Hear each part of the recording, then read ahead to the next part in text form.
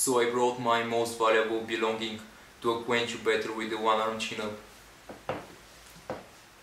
This is the Super Arthlete, written by David Gill and published in 1973. This book is the most complete data collection of strength feats that I'm aware of.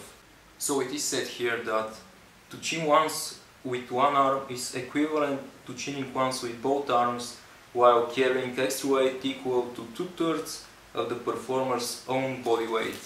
In other words, that's chinning with both arms with an extra weight of 66% of your own body weight. But speaking from personal experience, I can tell you that even when I was able to chin up with carrying 75% of extra body weight, I was still not able to complete the one-arm chin up. So my guess would be that you should be able to chin up with an extra weight of 80% of your own body weight.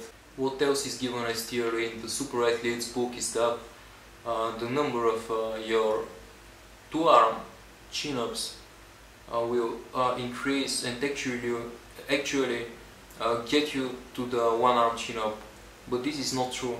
They say that if an athlete is able to perform 24 two-arm chin-ups, he'll be able to perform one-arm chin-up. And I was able to do 25 one-arm chin-ups long ago, but lots of time passed until I got the strength to do one-arm chin-up.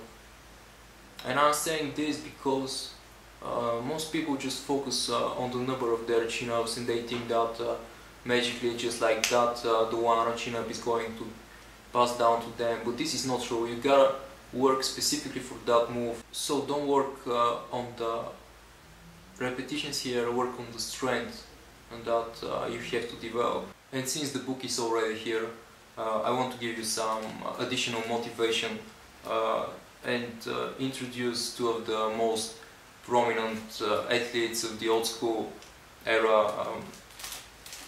when we speak about the one-arm chin-up. That would be Gilbert Neville and Jasper Benincasa.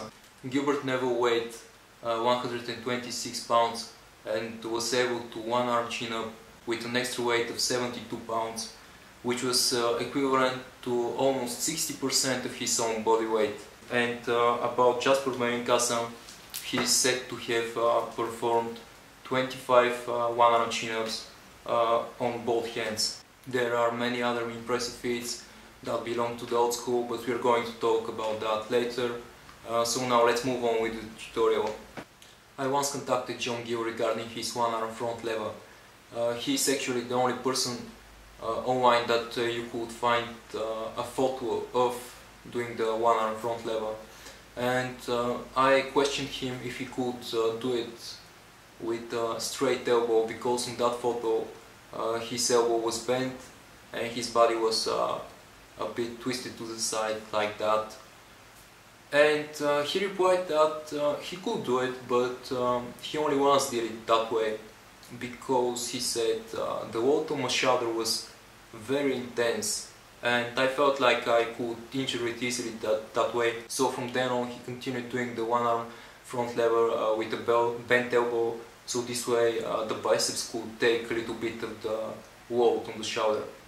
But I'm telling you this because back then he also mentioned the one-arm chin-up and said that after a while of doing full hand one-arm chin-ups, he started feeling his shoulder at discomfort, and thus his starting spot of the one-arm chin-up changed to a position where the biceps was taking some of the load from the one-arm chin-up. So he would start it at something like this, a position like this, where you can see the biceps is already engaged here since the elbow is bent, and it could take some of the load from the beginning of the chin-up.